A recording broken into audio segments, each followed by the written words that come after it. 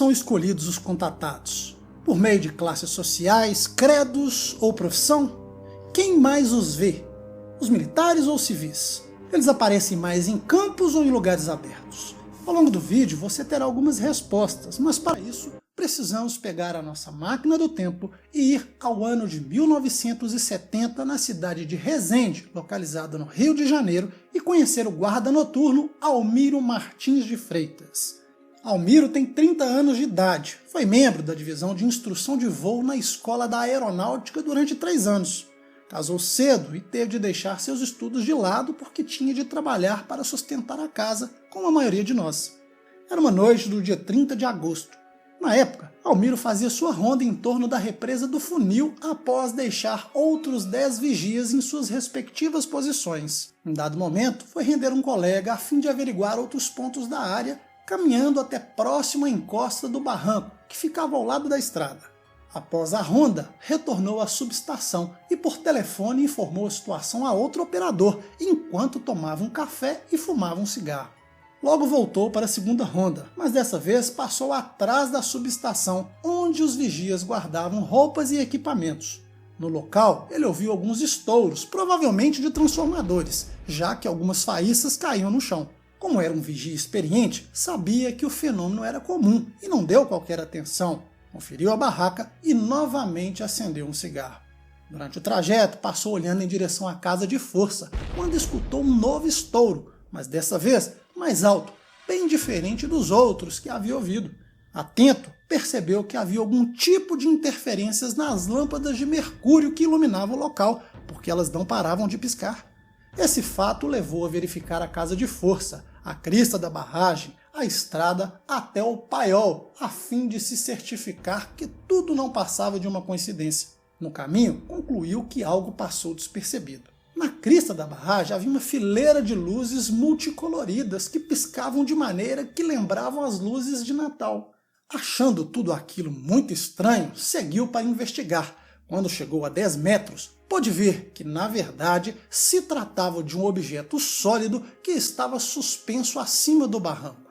Naquele instante, Almiro entendeu que pudesse ser algum tipo de sabotagem por parte das forças subversivas, já que na época ainda havia fortes resquícios do regime militar. Conforme a conhecida coragem dos militares, partiu para enfrentar seus oponentes, se jogando no chão, seguindo, arrastando lentamente para não ser visto por quem estivesse dentro do objeto. Enquanto arrastava, ganhava melhor visualização, quando pôde visualizar perfeitamente detalhes do objeto. Segundo a descrição, ele tinha cerca de 15 vigias retangulares, cada uma medindo cerca de 3 metros de diâmetro e com 4 cantos que formavam curvas. Conforme a estratégia de todo militar, Almiro conseguiu chegar a 5 metros de distância, quando imediatamente sacou sua arma e deu o primeiro tiro. Nesse instante ficou confuso, porque não ouviu a bala ricochetear. Porém, as luzes do objeto se tornaram mais intensas, o que o fez disparar o segundo tiro. Desta vez, o objeto pareceu responder, porque as luzes ficaram mais coloridas e ele passou a emitir um ruído insuportável aos ouvidos do vigia. Com a arma em punho, o ex-militar preparou o terceiro tiro, quando o objeto emitiu uma rajada de luz tão forte que forçou Almiro fechar os olhos. Ao ser atingido, imediatamente sentiu uma forte onda de calor. Suas mãos ficaram dormentes e passaram a formigar. O braço, que estava estendido, preparado para atirar, ficou imediatamente paralisado e endurecido. Ele permaneceu assim até seus movimentos voltarem, mas quando tentou abrir os olhos, constatou que já não enxergava.